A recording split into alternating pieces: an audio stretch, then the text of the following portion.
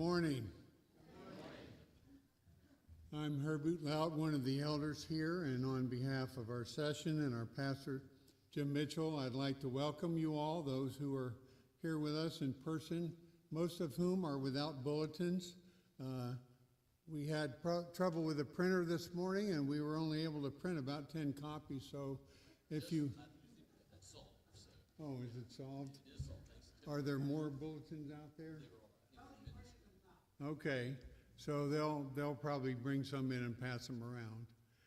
In the meantime, if you have the email that Barbara sent out, it would have a copy of the final bulletin on there, and you can look at it online if you have your handy electronic device. Also welcome those who are worshiping with us online. Are there any announcements that need to be made? The announcements, youth group will meet tonight at 5. The diaconate is meeting tomorrow night at 7. Bereans Wednesday night at 7. The discipleship ministry team will be meeting on Monday, June 17th. A subcommittee that we've put together for establishing written policies for our church for youth and for nursery is meeting today after worship, and so please keep us in prayer as we begin that process. And right, session is having another meeting this Tuesday. Thank you, Dale. Okay, well, if you would take a few minutes to prepare your hearts for worship.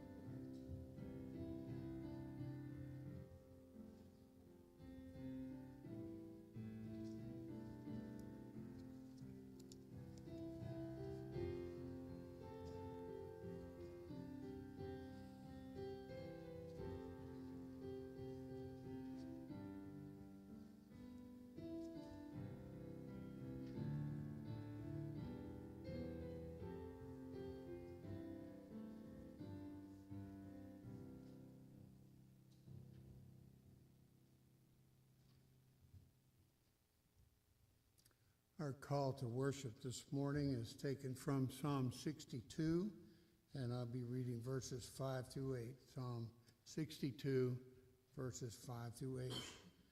For God alone, O my soul, wait in silence, for my hope is from him. He only is my rock and my salvation, my fortress. I shall not be shaken. On God rests my salvation and my glory, my mighty rock, my refuge is God. Trust in him at all times, O people. Pour out your heart before him. God is a refuge for us, for he is our refuge and our strength, and he is a God who is beyond all praising. So let's sing hymn number 660 from the Trinity hymnal. If you'll stand and let's sing that together. Sing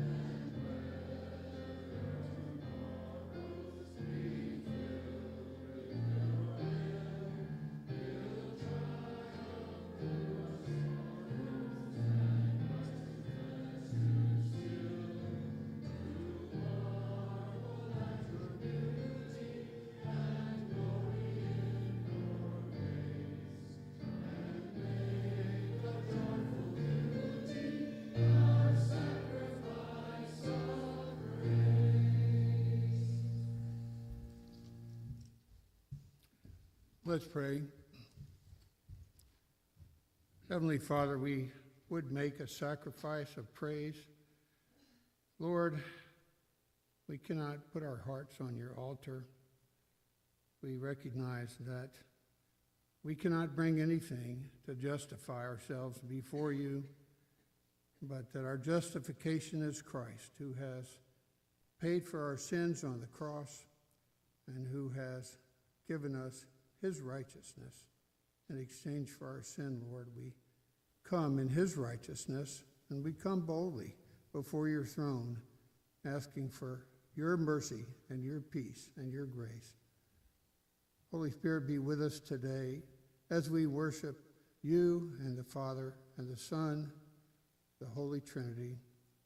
We ask it in the name of our precious Savior, Jesus Christ, who taught his disciples to pray, saying, Our Father, who art in heaven, hallowed be thy name.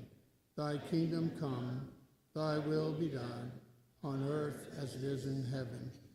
Give us this day our daily bread, and forgive us our debts, as we forgive our debtors.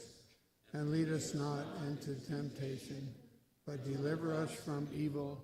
For thine is the kingdom, and the power, and the glory forever. Amen. Please be seated.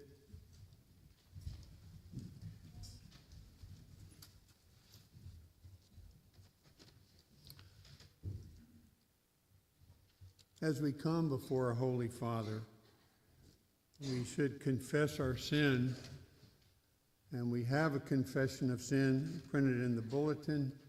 If you would please read along with me. Holy Father, you see us as we are and know our inmost thoughts.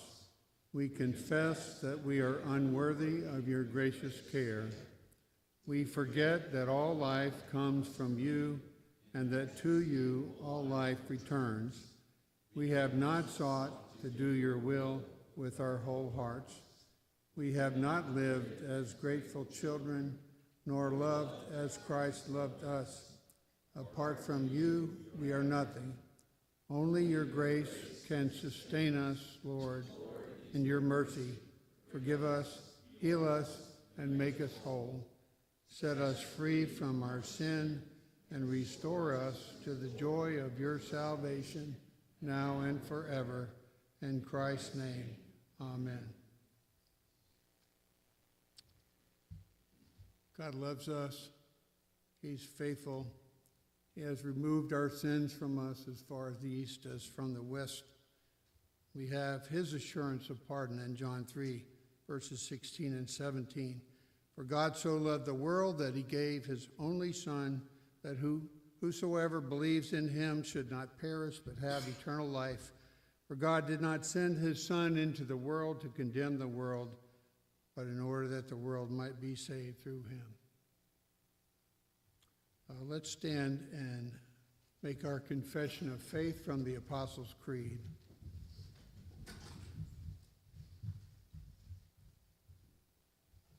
Christian, what do you believe?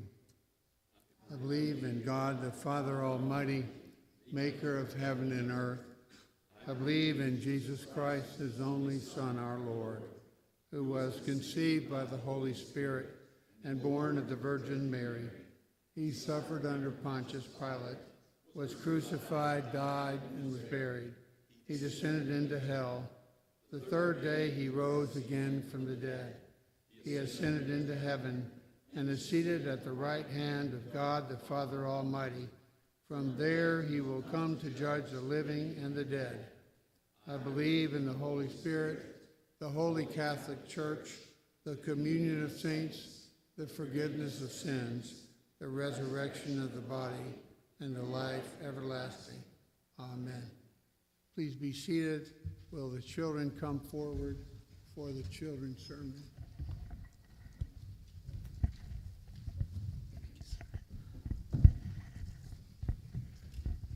All right. So, who is going to be able to tell me what we talked about 2 weeks ago? I know. It's been 2 whole weeks. What do we talk about? You think Joseph? We talked about Joseph's family. Well, we specifically talked about Judah. You remember he had a struggle and he kept sinning? Today, we're going to hear about Joseph. And Joseph has been sold into slavery, and he's at a commander's house named Potiphar. He bought Joseph. And that's what we're going to talk about, is Potiphar's wife coming to tempt him. And do you know what? What does Joseph do?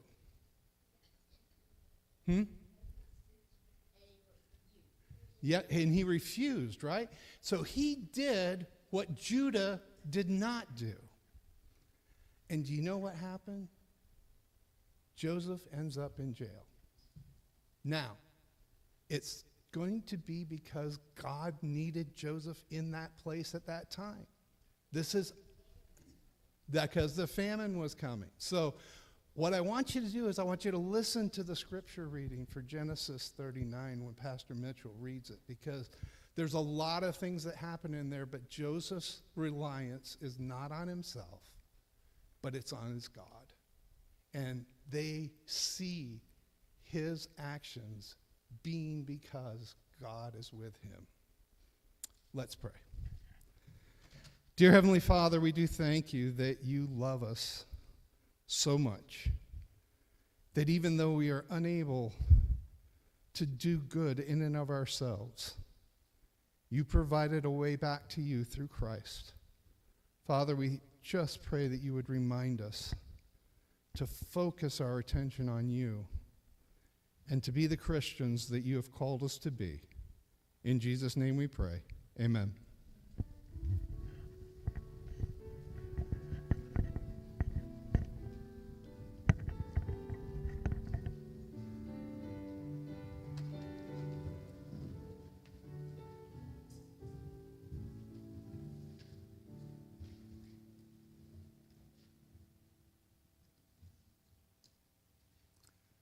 Our scripture reading this morning is 1 Corinthians chapter 10.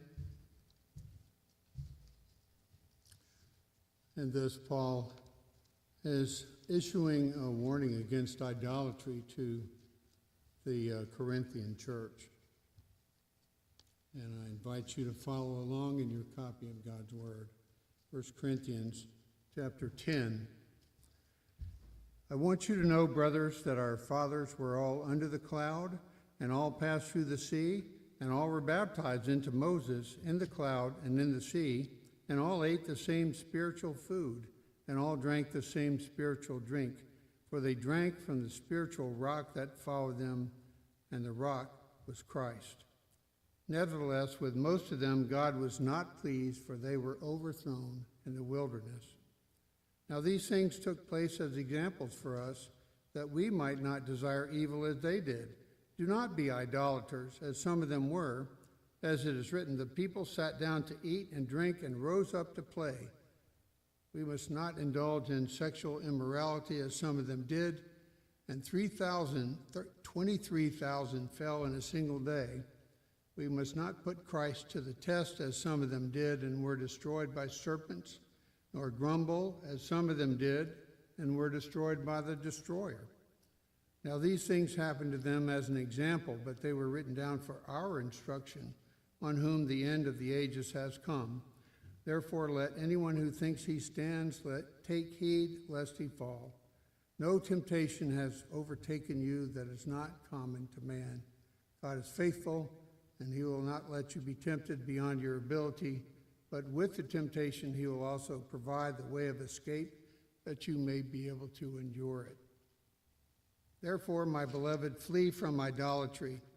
I speak as to sensible people. Judge for yourselves what I say. The cup of blessing that we bless, is it not a participation in the blood of Christ? The bread that we break, is it not a participation in the body of Christ? Because there is one bread, we who are many are one body, for we all partake of the one bread. Consider the people of Israel.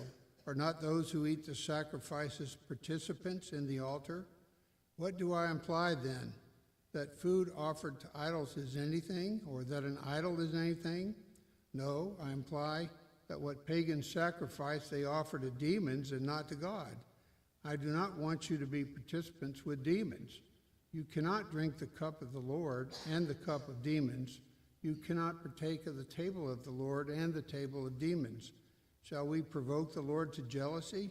Are we stronger than he? All things are lawful, but not all things are helpful. All things are lawful, but not all things build up. Let no one seek his own good, but the good of his neighbor. Eat whatever is sold in the meat market without raising any question on the ground of conscience. For the earth is the Lord's and the fullness thereof.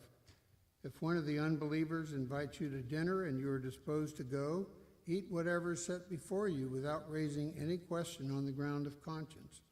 But if someone says to you, this has been offered in sacrifice, then do not eat it, for the sake of the one who informed you and for the sake of conscience. I do not mean your conscience, but his. For why should my liberty be determined by someone else's conscience? If I partake with thankfulness, why am I denounced because of that for which I give thanks? So whether you eat or drink or whatever you do, do all to the glory of God.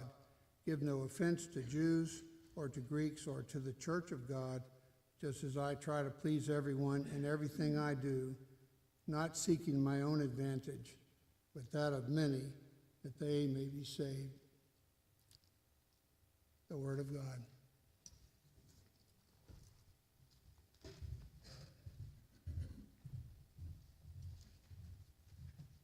And now at this time, it's my pleasure to invite Kelvin and Yomira and Paula Rodriguez forward for the vows of church membership.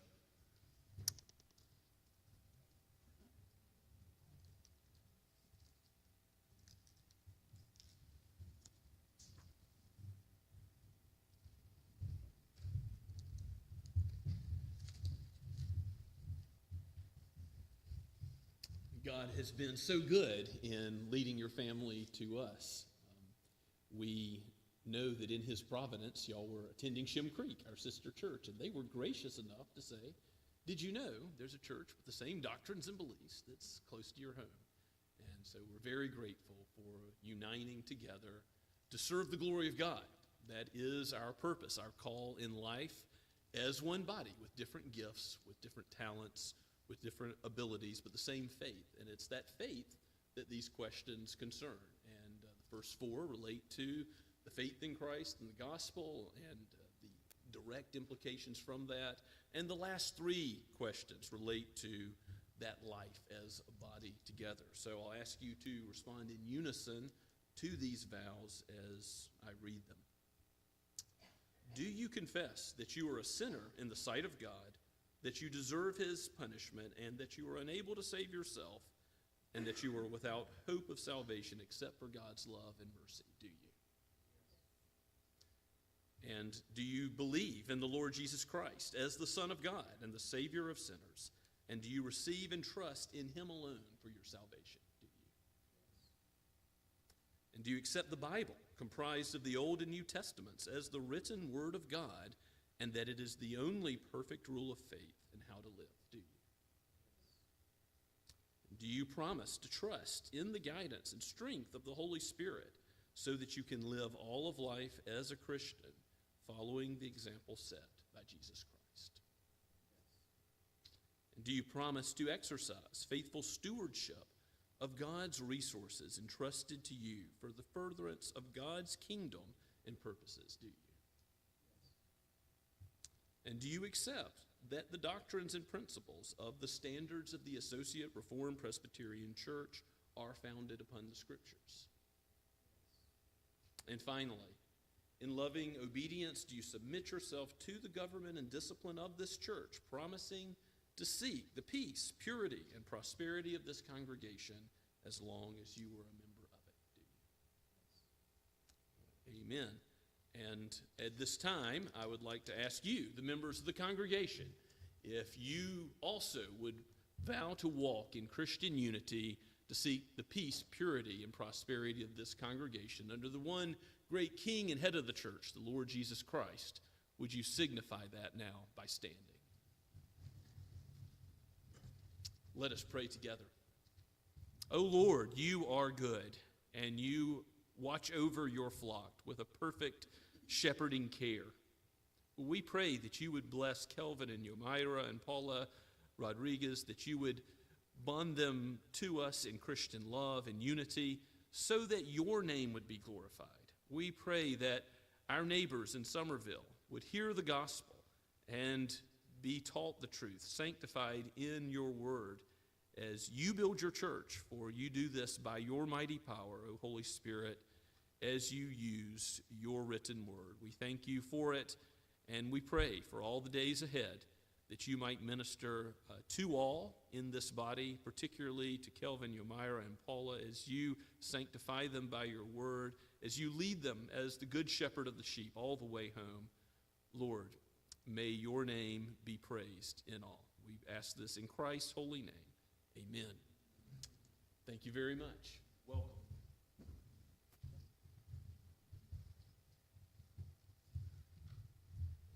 And we'll give you all an opportunity to greet the Rodriguezes as we leave today and welcome them. Let's pray together once again. O Father, Son, and Holy Spirit, we come before you with acknowledgement of your power, your sovereignty, your many perfections. You are a God of truth. You are a God of all goodness. You are infinitely opposed to evil, and yet in your mercy and in your grace, which you have chosen to show, you have redeemed a people for yourself. You have bought us back with the precious price of your own Son's blood. What love and what redemption this is. You have sacrificed all for us. May we live in light of this debt payment for our sins and love one another with a similar forgiving, overlooking attitude towards sin. Not that sin would be excused, but that it would be dealt with, just as you have dealt with our own sin. Aid us to walk in love and unity as a body, as a congregation, and use the gifts and abilities you have given. Use the many talents you have bequeathed to this body for the sake of your glory. Lord, give us an outward-facing love for our community, all the more that we would be a church known for evangelism and outreach and for discipleship of those who have come to know Christ. May your Spirit be at work, bringing about faith in those who have not yet trusted and building up the church in the truth even today.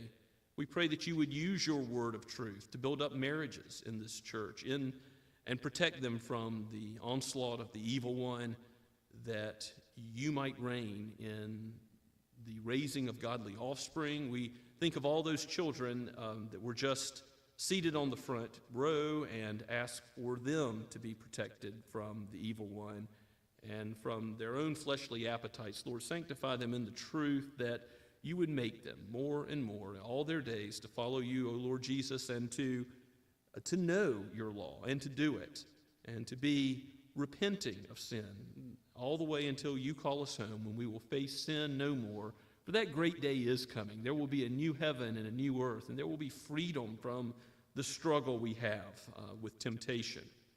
But we have prayed already, lead us not into it.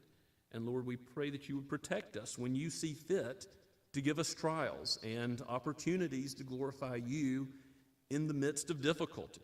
We do praise your name for how you move us to and fro. We know we live in a certain city or travel to a certain city only if it is your will. And Father, we ask that you would protect those who have travel plans now or are traveling currently with traveling mercies. We know that you protect our souls, our spiritual life, and give you thanks for that most of all. We give you thanks for how you have protected Crystal Mitchell and Boone Mitchell in a safe birth, and we give you praise for many answered prayers and give you thanks, Father, for your goodness here, and pray for the days ahead. Lord, we pray for Mildred and Bob in Maine as you have relocated them, and we ask that your gospel would bring peace and your Spirit would be active, and Lord, you would continue to work in their lives even though they are separated from us. We give thanks for all the years of Mildred's ministry here in person and ask for your shepherding care to be abundant with her still. We look to you, Lord, as the source of all blessing, of life. We live and move and have our being in you. You are our rock and our fortress, and there is no other one in whom we can trust and depend so totally. So we look to you to use your word today. Do not allow it to return void, but accomplish your purposes. Give us correction where we need correction. Give us encouragement where we need encouragement, so that the joy we have in you would indeed be our strength. O Lord, we rejoice in this day that you have made and the Sabbath that you have given us for rest. Most of all, rest for our souls, a foretaste of that better land which is to come. May give us endurance and grace as pilgrims going to that better land, that you would sustain us throughout the week. Aid us to be ready to escape from temptation, to stand firm, knowing that it is Christ who has conquered the evil one, who has withstood all temptation, who is the sinless Son of God for us. We pray all these things through his holy name. Amen. As we continue to worship the Lord, let us open the Trinity hymnal and sing once again from number 654, O Jesus, I have promised. Let's stand.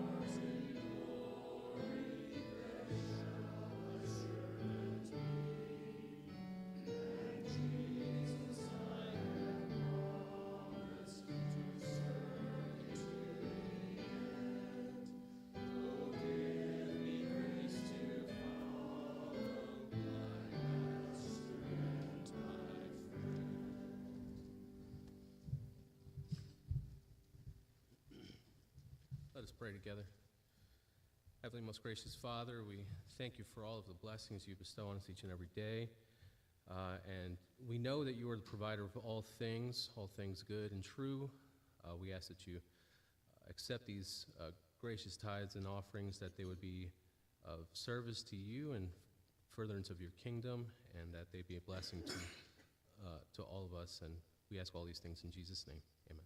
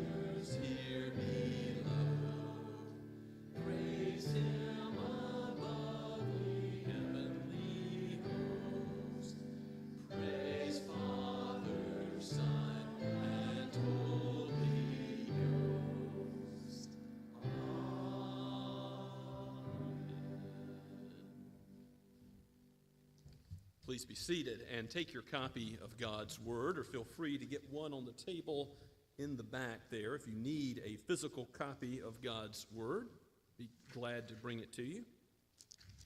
We are in Genesis chapter 39 in our exposition of the book of Genesis. So thanks so much to Chip Watson for preaching last week as Crystal delivered Boone on a Saturday, and I do appreciate that. Glad to get back into the pulpit, giving great praise to God for his faithfulness and many answered prayers today. Genesis is a book that ends with the story of Joseph and his life from chapter 37 basically to the end. And if you recall, he's sold into slavery in Genesis chapter 37, but 2 weeks ago, there was a meanwhile back at the ranch moment. We looked at the account of Judah and Tamar and the sin there, and Judah's unfaithfulness was highlighted.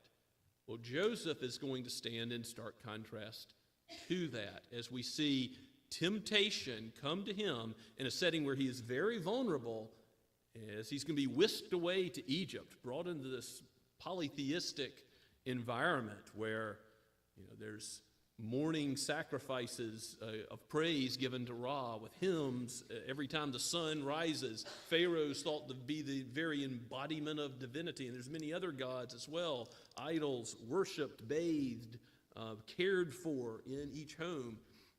This is a whole new world, and Joseph is by himself. He has no people.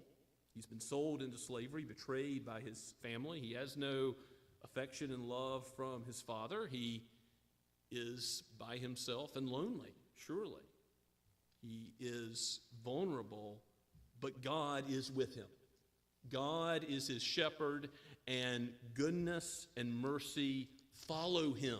The covenant promises of God follow him. You'll see as we read this chapter how often it says God is present to bless. God is present not in the sense of omnipotence, but in the sense we ask him to be present right now with us as we read his word, as we worship. God, be present to be with your people, that your face would shine upon us and bless us with your word. This is penned by Moses and breathed out by the Holy Spirit for each of us today. Let's read God's word together. Again, Genesis 39, starting at verse 1. Now Joseph had been brought down to Egypt, and Potiphar, an officer of Pharaoh, the captain of the guard, an Egyptian, had bought him from the Ishmaelites who had brought him down there. The Lord was with Joseph, and he became a successful man, and he was in the house of his Egyptian master. His master saw that the Lord was with him, and that the Lord caused all that he did to succeed in his hands. So Joseph found favor in his sight and attended him. And he was made overseer of his house and put him in charge of all that he had. From the time that he had made him overseer in his house and over all that he had, the Lord blessed the Egyptian's house for Joseph's sake. The blessing of the Lord was on all that he had in house and field. So he left all that he had in Joseph's charge, and because of him, he had no concern about anything but the food he ate. Now Joseph was handsome in form and appearance, and after a time his master's wife cast her eyes on Joseph and said, "Lie with me." But he refused and said to his master's wife, "Behold, because of me my master has no concern about anything in the house, and he has put everything that he has in my charge. He is not greater in this house than I am, nor has he kept back anything from me except you, because you are his wife. How then can I do this great wickedness and sin against God?" As she spoke to Joseph day after day, he would not listen to her, to lie beside her or to be with her. But one day when he went into the house to do his work, and none of the men of the house was there in the house, she caught him by his garment, saying, "Lie with me." But he left his garment in her hand and fled and got out of the house. And as soon as she saw that he had left his garment in her hand and had fled out of the house, she called to the men of her household and said to them, "See, he has brought among us a Hebrew to laugh at us. He came in to lie with me, and I cried out with a loud voice. And as soon as he heard that, I lifted up my voice and cried out. He left his garment beside me and fled and got out of the house. And then she laid up his garment by her until his master came home, and she told him the same story, saying, 'The Hebrew servant whom you have brought among us came into me to laugh at me. But as soon as I lifted up my voice and cried, he left his garment beside me and fled out of the house.' As soon as the master heard the words that his wife spoke to him, 'This is the way your servant treated me,' his anger was kindled. And Joseph's master took him and put him into prison, the place where the king's prisoners were confined. And he was there in prison. But the Lord was with Joseph and showed him steadfast love and gave him favor in the sight of the keeper of the prison. And the keeper of the prison put Joseph in charge of all the prisoners who were in the prison. Whatever was done there, he was the one who did it. The keeper of the prison paid no attention to anything that was in Joseph's charge, because the Lord was with him, and whatever he did, the Lord made it succeed." Let's pray and ask for God's help. Oh God, we do need your presence by the Holy Spirit, the author of this word, to bless it to our understanding, because the natural man does not comprehend these things aright, but you, by the operation of your Spirit, are able to teach us the true meaning of faithfulness and integrity, even point us to Christ, the ultimate faithful one. For it is in his name we pray. Amen.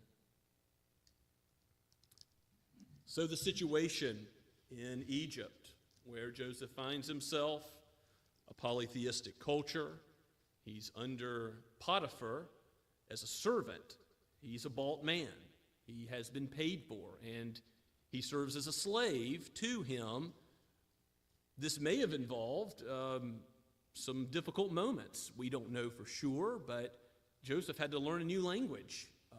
Maybe he didn't understand commands at the beginning and was beaten for it. We don't know how hard it all started, but we know in short order that God prospers Joseph. He causes all that he does to succeed. Why? We're to see that God is preparing Joseph for even a greater court with Pharaoh himself. We're going to see that God is going to providentially rule over all the circumstances that, no, it's not in a health and wealth way.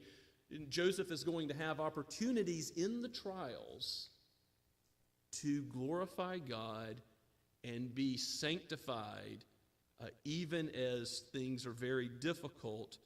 And it's not the servitude and the slavery that's the worst of it. It seems like he has no future when he is falsely accused of rape by Potiphar's wife.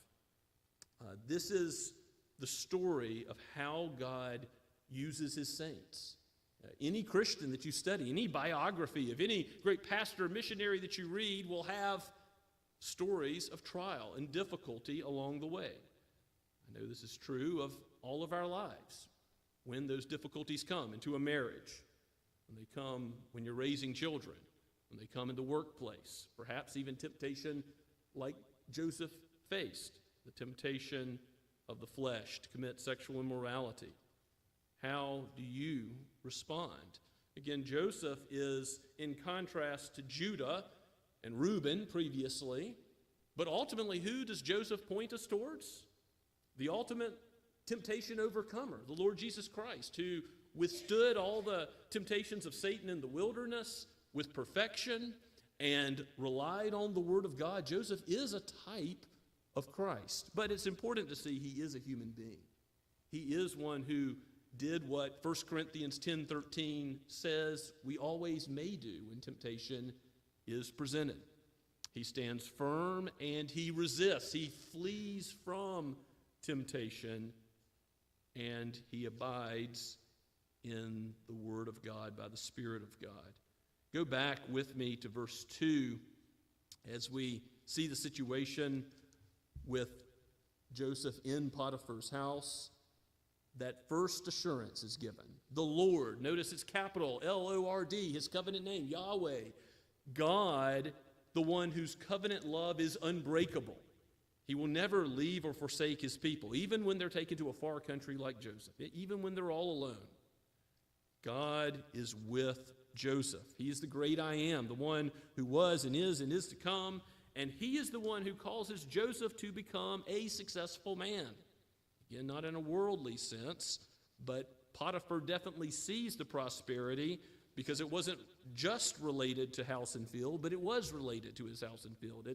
For Joseph's sake, he blessed the Egyptian's house, it says at the end of verse 5.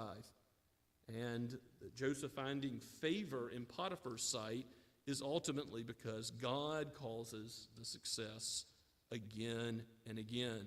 Now you notice at the end of verse 6, it says that Potiphar so trusted Joseph as he elevates him as a slave in his household that he had no concern about any of his own affairs. Joseph's managing everything except for the food he eats.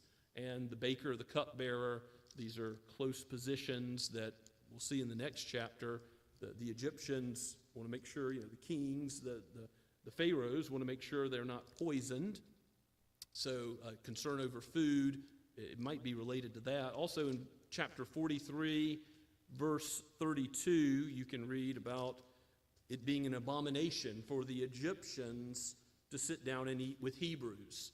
So they considered it improper, and perhaps there were dietary restrictions, dietary differences, but the eating being the exception there may have something to do with that.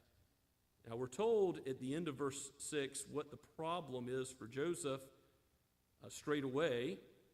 He was handsome in form and appearance, but that presented for him more difficulties because it's Potiphar's wife that starts eyeing him.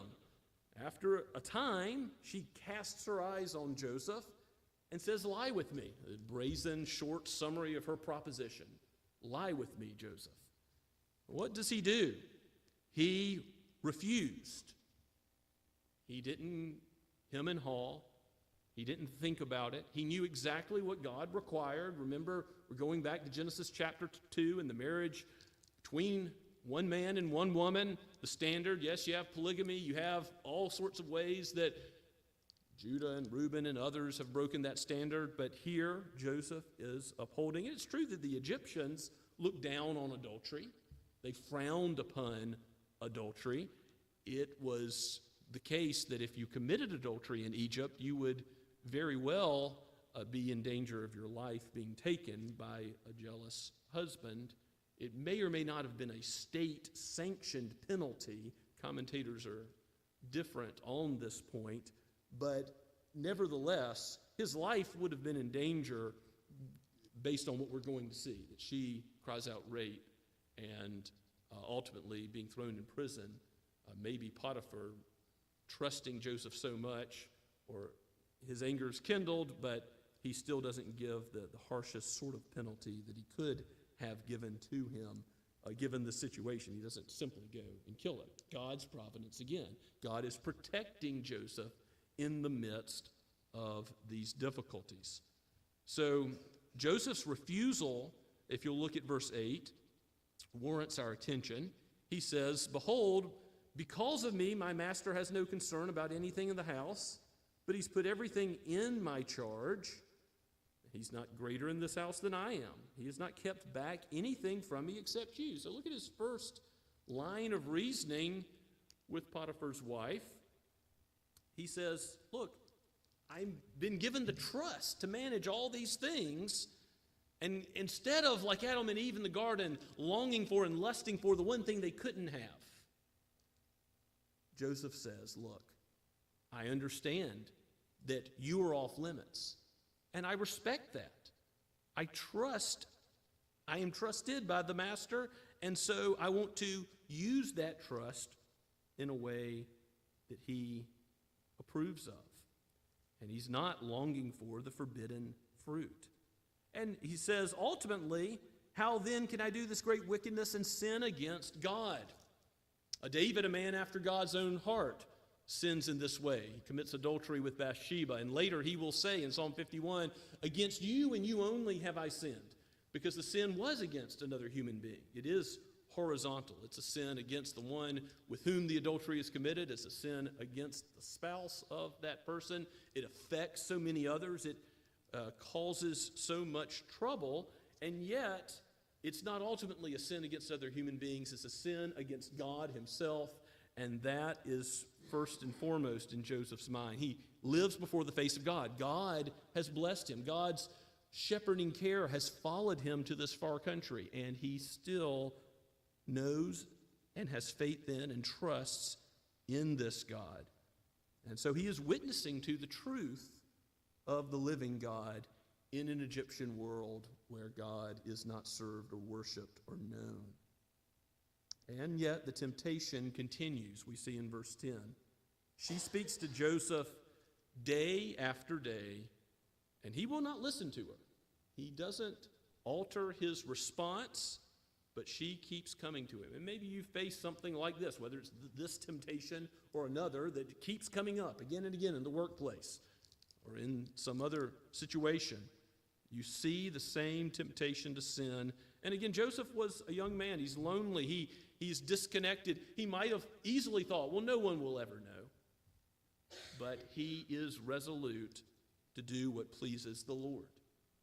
He is a man of integrity and faithfulness. He is the same Joseph that he has been even when he is in this difficult trial. And it turns out in verse 11 and following that we see how the lie comes, the false accusation. She says again in verse 12, lie with me, but this time she gets a hold of his garment and he flees. He completely runs out of the house. So does Joseph flee temptation? Literally. Jesus says, if your eye causes you to sin, pluck it out. If your hand causes you to sin, cut it off. You have to take drastic measures, is the point, to flee sin. And that sometimes has to do with circumstances, particular things that you know have been causing you to stumble.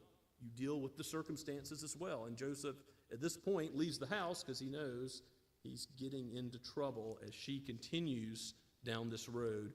But hell hath no fury like a woman scorned. And this is played out throughout human history, that now Potiphar's wife, her lust turns into anger. And her anger bears fruit. She says, he came to lie with me. And I cried out with a loud voice. That is, she was doing the proper thing in a case of rape. And as soon as he heard that I lifted up my voice, all of this untrue, of course, the eyes of God know it's false, he left his garment beside me and fled and got out of my house. And she refers to him as the Hebrew servant. It's referring to him in a way that is showing that they're in charge, not him. And you brought him in among us, and yet he is doing this wrong. And so Potiphar, as he hears his wife's words, his anger is kindled, verse 19 says. And he ends up sending him to prison. Again, maybe not the worst that could have happened, but if you're in prison, what do people think you are? Guilty. It's something where Potiphar believes his wife, and Joseph has a trial now that looks like there is no future at all, and it's only because of the Lord's presence that the future is going to be as bright as it is, as God continues to mold him and make him into the guy who will ultimately interpret Pharaoh's dreams, who will save many from starvation and famine. God is working his purposes out. Truly, he does work for his glory and the good of those who love him, but sometimes it is very difficult to see how that might be the case. When Jesus' disciples were burying the Lord and waiting for his resurrection, do you think they understood how God was bringing good out of this? It's hard to see. But yet God, in the midst of a dark providence, is working his circumstances out. How do you react when there is a dark providence that comes into your life? Will you be faithful to live before the face of God as Joseph did. Andrew Brunson, when he was a prisoner in Turkey, had this same situation. Everybody considered him to be one who was a lawbreaker, at least in that country, and yet he knew that he had done nothing wrong. And at times it was hard. He tells his story. It's difficult to stay faithful when you're all alone, when you're isolated, when you're sleep deprived, all the rest of the prison experience. But God was able to bring him through that. And I'm sure Joseph went through some of the same, because though he's a type of Christ, he's not a perfect man. But he was resolute by God's grace to live as God called him to do. What will you do? Will you love Christ enough to stand firm against temptation?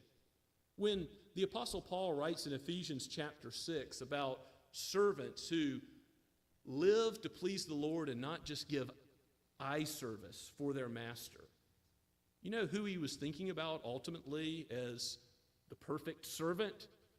Jesus, who came to give his life as a ransom for many, who served us in the most perfect way. But he was probably also thinking about the good example that we're given here in this scripture of Joseph as a slave, as a servant who did what was right. And Joseph knows the steadfast love of the Lord as he's in prison.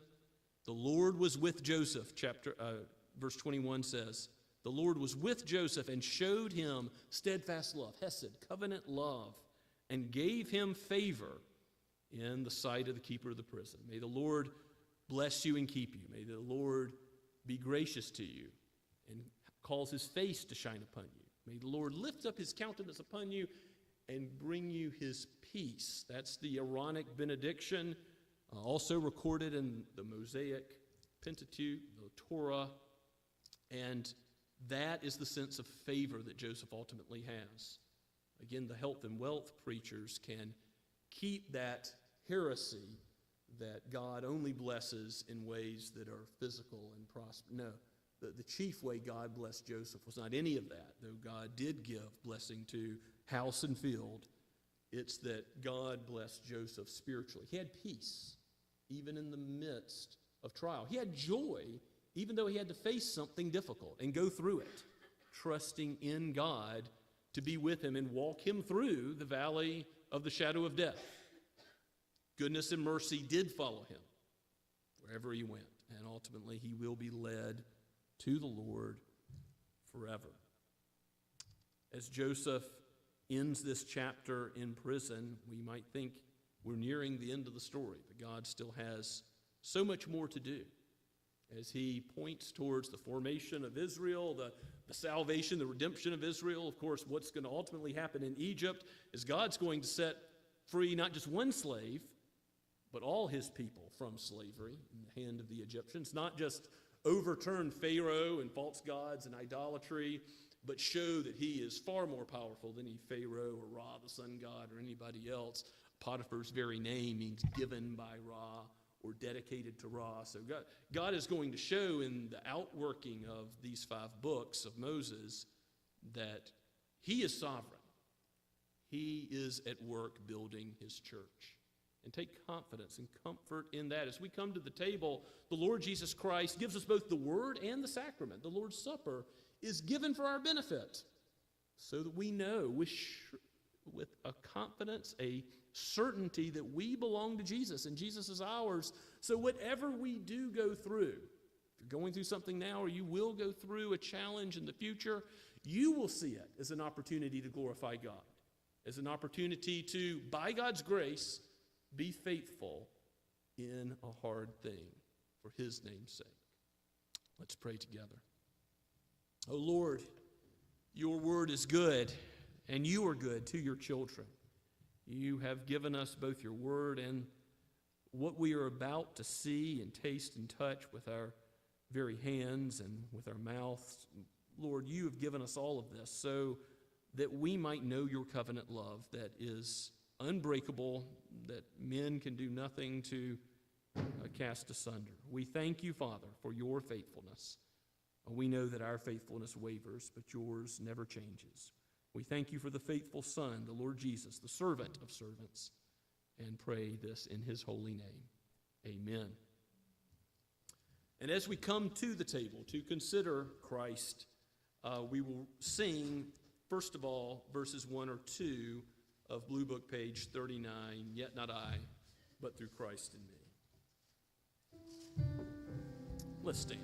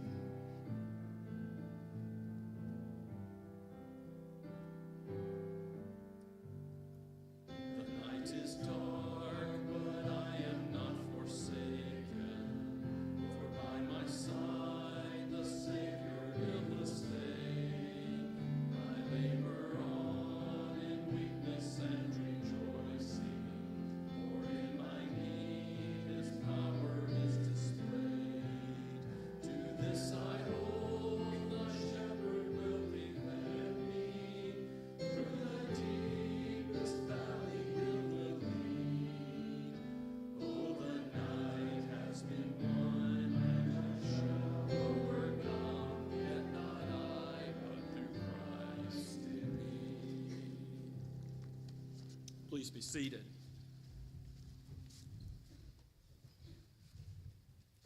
We come to the table of the Lord, inviting all that are members of Christ Church to partake. So if you were a member in good standing of a Bible-believing church that confesses the Lord Jesus Christ, you are invited to come and partake. If your children haven't yet made that profession, instruct them as to the meaning of what they see today, and aid them in understanding that they might profess and partake themselves one day.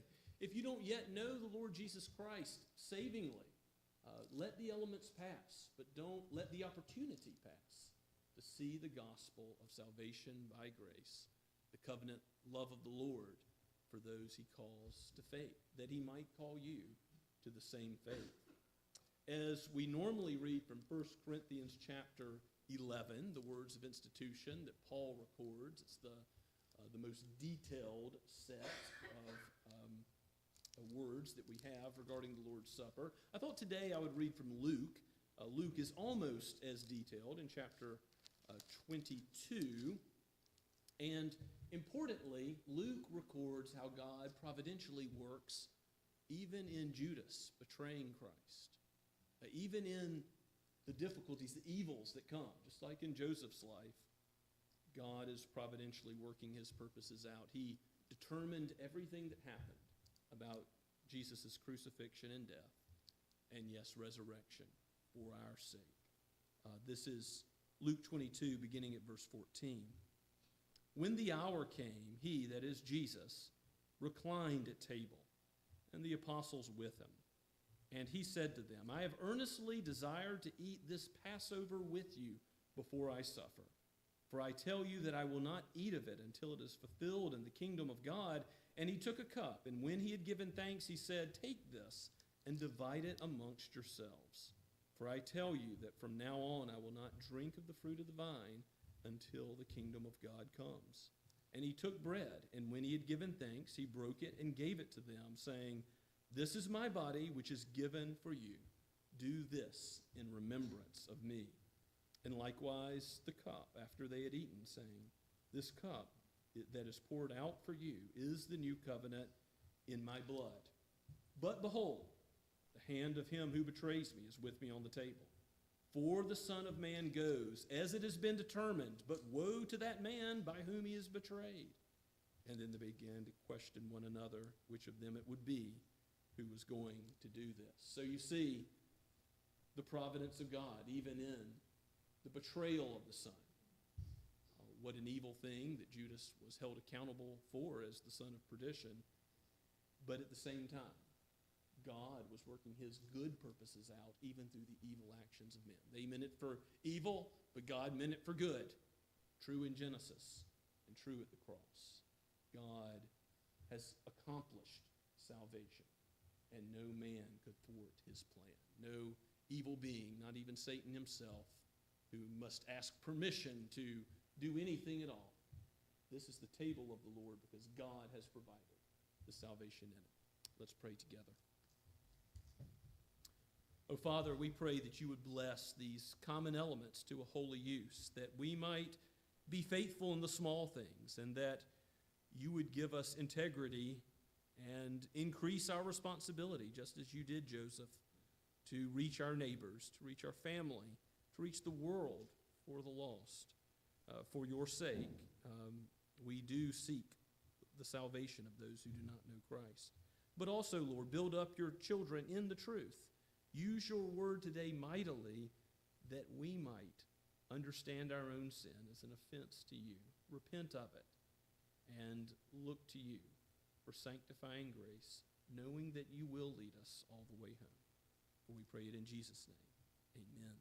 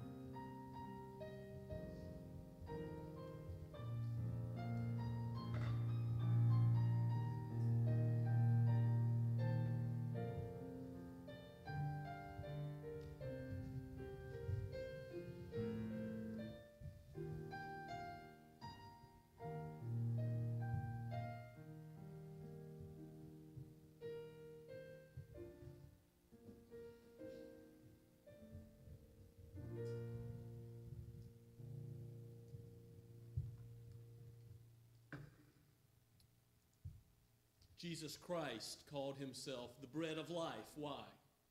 Because in him all sin is overcome and paid for in full to the glory of God.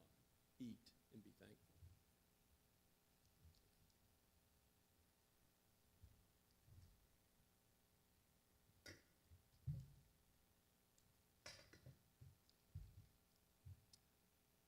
And after eating, in the same way, Jesus took the cup.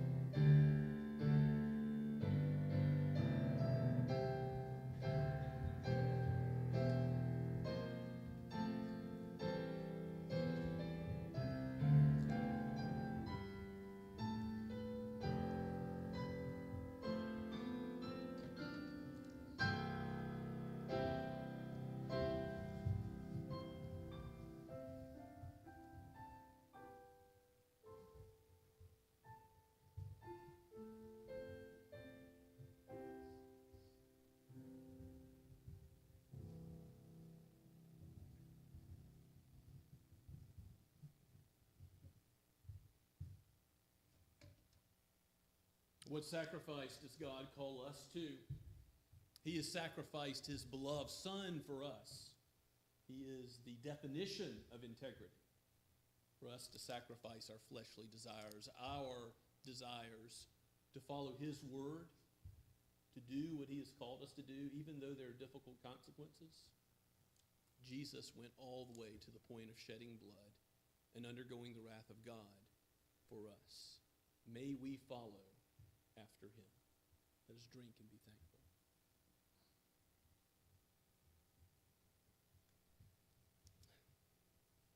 Let us pray. Oh, Father, you have seen fit to give this meal so that we would be encouraged to fight the good fight of faith, to run the race with endurance. You forgive, you comfort, you give peace and joy, and by your Son, every debt is paid. So help us, by your Spirit, to live a life out of joy and thanksgiving for what you have done and how you have freed us from slavery to sin, so that we might live in accordance with your word and that the world would see and bear testimony to the glory of your great name. For we ask it in Jesus' name. Amen. And now let's sing the concluding verses of our hymn together.